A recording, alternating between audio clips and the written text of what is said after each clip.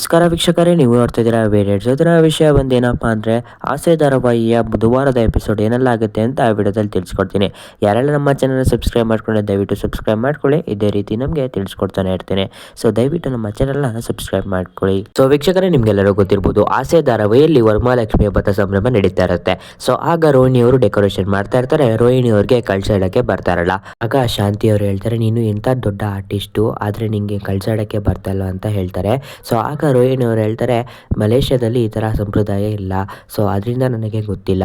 ಆಗ ಶ್ರುತಿಯವರು ಹೇಳ್ತಾರೆ, ನಿಮ್ಮ ತಾಯಿ ಬಕೆಟ್ ಬ್ಲಡ್ ಕಾರ್ಕೊಂಡು ಸತ್ತೋಗಿದ್ದಾರೆ ಅಂತ ಹೇಳ್ತಾರೆ. ಆಗ ರೋಹಿಣಿ ಅವರು ತುಂಬ ರೇಸ್ ಆಗ್ತಾರೆ, ನಿಮ್ಗೆಲ್ಲಿ ಕಾಣಿಸ್ತಾ ಇರ್ಬೋದು. ಸೊ ಆಗ ಶ್ರುತಿ ಅವರ ಮೇಲೆ ಸ್ವಲ್ಪ ರೇಗಾಡ್ತಾರೆ. ಸೊ ನಿಮ್ಗೆಲ್ಲಿ ಕಾಣಿಸ್ತಾ ಇರ್ಬೋದು. ಅದರ ನಂತರ ಸತ್ಯ ಗೊತ್ತಿದ್ದ ಸೂರ್ಯ ಹಾಗೂ ಶಾಂತಿ ಅವರು ಸೈಲೆಂಟ್ ಆಗಿರ್ತಾರೆ, ನಿಮ್ಗೆ ಪಿಕ್ಚರ್ ಅಲ್ಲಿ ಕಾಣಿಸ್ತಾ ಇರ್ಬೋದು. ಅದರ ನಂತರ ಏನಾಗುತ್ತೆ ಅಂದ್ರೆ, ಸೂರ್ಯ ಅವರು ಬರ್ತಾರೆ ಮನೆಯೊಳಗಡೆ. ಆಗ ಅವರ ಹೆಂಡತಿಗೆ ಸನ್ಮಾನ ಮಾಡ್ತಾ ಇದ್ದಾರೆ, ನಿಮ್ಗೆ ಕಾಣಿಸ್ತಾ ಇರ್ಬೋದು. ಆಗ ಸೂರ್ಯ ಅವರು ಹೇಳ್ತಾರೆ, ನನ್ನ ಹೆಂಡತಿ ಈಗ ಕೋಟ್ಯಾಧಿಪತಿ ಅಂತ ಹೇಳ್ತಾರೆ. ಅದರ ನಂತರ ಆರನು ಸಹ ಆಗ್ತಾರೆ, ನಿಮ್ಗೆ ಕಾಣಿಸ್ತಾ ಇರ್ಬೋದು. ದೃಶ್ಯವನ್ನು ನೋಡಿದ ಶಾಂತಿ ಅವರ ರಿಯಾಕ್ಷನ್ ಈ ತರ ಇರುತ್ತೆ, ನಿಮ್ಗೆ ಕಾಣಿಸ್ತಾ ಇರ್ಬೋದು. ಸೊ ತುಂಬಾ ಆಶ್ಚರ್ಯಕರವಾಗಿ ನೋಡ್ತಾ ಇರ್ತಾರೆ ಎಲ್ಲರೂ. ಹಾಗೂ ಸೂರ್ಯ ಅವರ ಅಪ್ಪನೂ ಸಹ ಆಶ್ಚರ್ಯಕರವಾಗಿ ನೋಡ್ತಾ ಇರ್ತಾರೆ. ಈ ವಿಡಿಯೋ ಇಷ್ಟ ಆದರೆ ದಯವಿಟ್ಟು ನಮ್ಮ ಚಾನಲ್ ಸಬ್ಸ್ಕ್ರೈಬ್ ಮಾಡ್ಕೊಳ್ಳಿ. ನೀವೆಲ್ಲ ವಿಡಿಯೋ ನೋಡ್ತಾ ಇರೋ ಯಾರು ಸಬ್ಸ್ಕ್ರೈಬ್ ಮಾಡ್ಕೊಳ್ಳಿ, ದಯವಿಟ್ಟು ಸಬ್ಸ್ಕ್ರೈಬ್ ಮಾಡ್ಕೊಳ್ಳಿ.